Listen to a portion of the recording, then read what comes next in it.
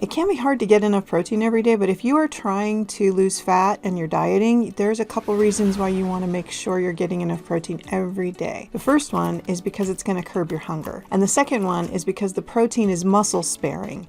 That means as you lose fat, you'll keep your muscle if you're taking in enough dietary protein. Out of the 3 macros, proteins, carbs, and fats, protein is the one that most people find challenging. So let's figure out exactly how much you need and then make a plan for how you're going to get it in each day. Hey, I'm Tammy from liftingmyspirits.com, and I make resources for women over 40 who want to be strong and fit and just get better as they get older. There's a few ways you can figure out how much protein you actually need, and 2 are better than one of them. The first one, which is one that I don't really like, is to say that you're going to use a certain percentage of your total calorie intake. And the reason I don't like that is because your protein needs are based on your body size and your body composition. So if somebody goes on a crash diet and they're not taking in enough calories in general, so to say that 30 to 35% of those calories should be protein calories, you're still going to lose muscle. It's still not going to be enough. Your protein target needs to be set, and you only change it when your body composition changes. Another way to figure it out is they say you should have 1 to 1.2 grams per kilogram of body weight. Now this is better because it's based on your body size and it's easy to calculate. If you weigh yourself in pounds, take your total weight and divide it by 2.2, and that'll be how much you weigh in kilograms. So somebody who weighs 200 pounds divided by 2.2, they weigh 90 kilograms. So if you take 90 times 1, that's 90, and that would mean the bottom end of your protein range should be 90 grams. And if you take that 90 kilograms times 1.2, the upper end would be 109 grams. So using this method, a 200-pound person would calculate that they need between 90 and 109 grams of protein each day. It's a general recommendation that works pretty well for most people, but I have a couple problems with it. And one of them is that it works better for people who are already lean and not for people who are overweight.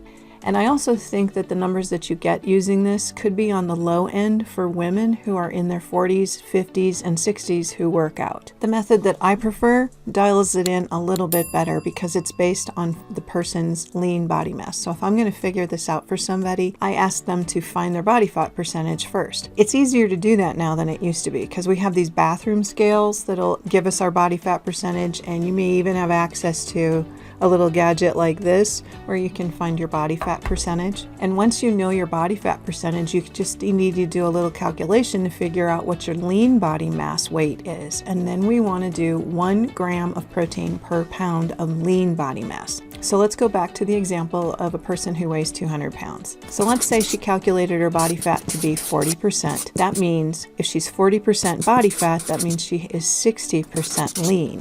Let's find 60% of 200 by taking it times 0.6, and that gives us 120 pounds of lean mass. So that would be her target for her protein each day is 120 grams. But let's make it a range. We already know that her low end could be 90 grams and her upper end could be 120 grams. Now, if she's working out, she's going to naturally fluctuate with her protein intake because she does a protein shake after her workout. So let's say her protein shake has 20 grams of protein in it. Let's subtract that from the 120 at the upper end, and that leaves 100 grams of protein that she needs to try to get in each day from her food. We know from recent research that protein synthesis, which is the uptake of amino acids when our protein is digesting, is actually a little bit better if we don't eat a ton of protein all at one time. So let's say this person decides she's going to take that 100 grams of protein and spread it out over the course of her day. Now, I know that if you're watching this and you do intermittent fasting, you're going to do something different with it. So just keep in mind that the most important thing is that you hit that daily protein target. All right, so let's go back to the example of somebody who's going to spread it out. So how do you do this? One of the things you need to do is take a look at your food tracker right now and see how far off you are. If you're already getting enough protein, rock on.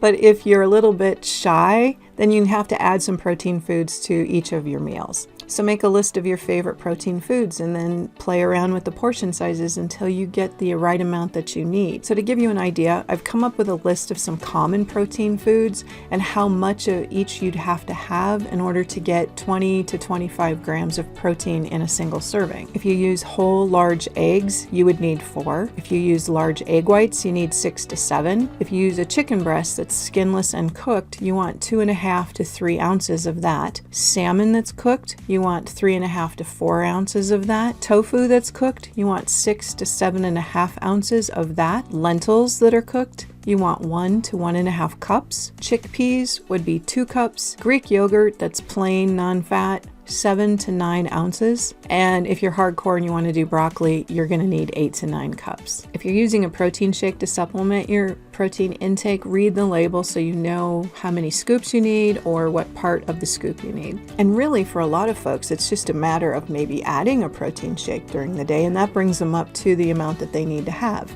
A protein snack in the afternoon is really a great idea. It's going to help you curb the hunger and hold you over between that time when you get done with work and then you get home for dinner. If you've ever been on a diet and your weight loss just stalled and you weren't sure what to do about it, click into this video. And thanks for watching. I'll see you next time.